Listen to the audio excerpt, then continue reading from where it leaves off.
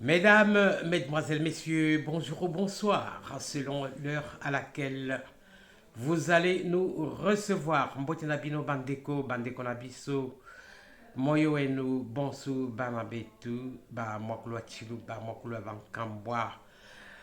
Jambo henu wasikilizaji, wapenzi wa lugha la Kiswahili, mbote na beno bampangi, analengo moyanyu. Voilà, c'est bien de nous saluer dans les langues de nos ancêtres, les 4 langues nationales du pays. Et bien sûr aussi de temps en temps un OTT là. Eh bien, je passe maintenant au titre en français. C'est notre langue officielle, pourquoi pas. Voilà.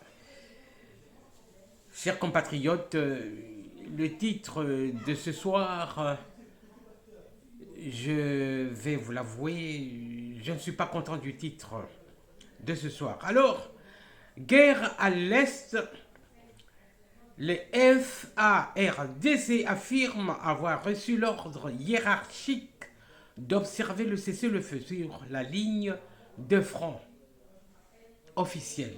Qui publie ça? C'est foxtimes.cd.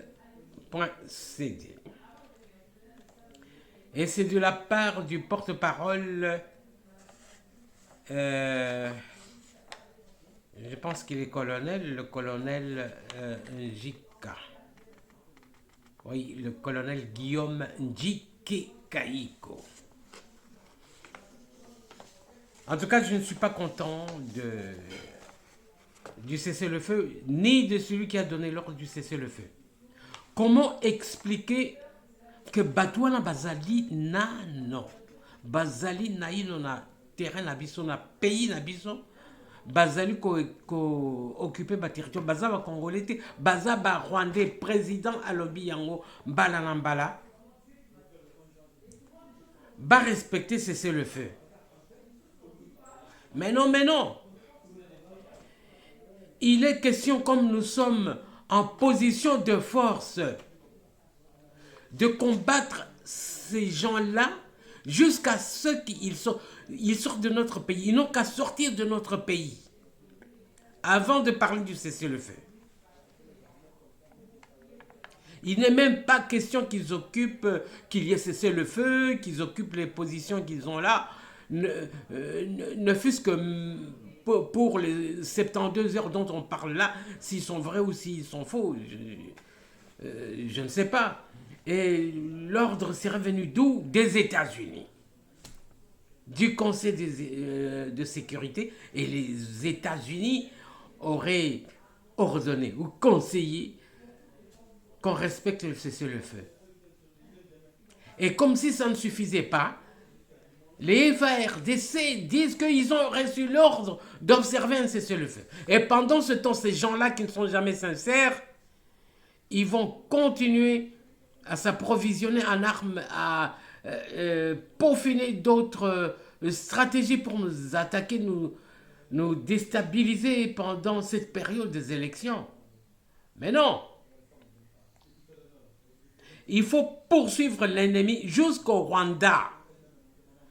Jusqu'au Rwanda, il ne sert à rien de gaspiller de l'argent pour construire le mur. Il faut renverser ou aider des Rwandais, des opposants rwandais qui peuvent renverser Paul Kagame. Ou même bombarder là chez lui pour en finir une fois pour toutes. Et je vous promets que si nous le faisons, la communauté internationale va prendre bonne note. Parce que nous avons déjà des murmures que la France aurait tendance à tourner le dos à Paul Kagame. Et même si les États-Unis le font lâchement, maintenant d'une façon lâche, c'est comme s'ils seraient en train d'abandonner le Rwanda. C'est le moment d'en profiter. Alors, qu'est-ce qu'on dit? Si le porte-parole du gouverneur du Nord Kivu, colonel Guillaume Njike Kaiko, a, dans une interview réalisée par une radio locale le mercredi 13 décembre 2023, annoncé que les FARDC ont reçu finalement l'ordre de sa hiérarchie. De sa hiérarchie. La hiérarchie des FARDC, nous savons que c'est le chef d'état-major et du président de la République qui est le commandant en chef de l'armée. Donc, d'observer le cessez-le-feu sur demande des États-Unis d'Amérique. Sur demande des États-Unis d'Amérique. Est-ce que vous entendez ce que j'entends? Je relis ça. D'observer le cessez-le-feu sur demande des États-Unis d'Amérique. Mais nous sommes un pays souverain. De quel droit les États-Unis doivent nous intimer l'ordre d'observer un cessez-le-feu? Pourquoi? Nous sommes agressés. On a massacré des populations chez nous. Il y a près de 5 millions de déplacés. Et les États-Unis nous intiment l'ordre d'observer un cessez-le-feu. Ce n'est pas normal. Nous sommes un pays souverain.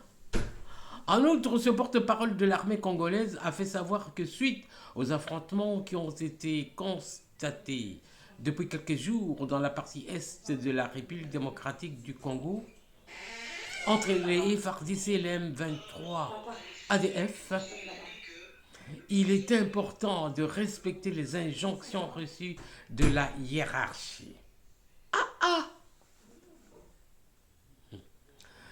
L'accalmie qui s'observe actuellement sur la ligne de front s'inscrit dans le cadre des instructions que les forces armées de la République démocratique du Congo et FARDC ont reçues de la hiérarchie, lesquelles instructions veulent que l'armée loyaliste observe le cessez-le-feu, que tous les éléments des FARDC engagés dans la traque des M23 et leurs alliés de l'armée rwandaise puissent garder les armes en berne dans notre zone de responsabilité, affirme le colonel Guillaume Djike Kaiko.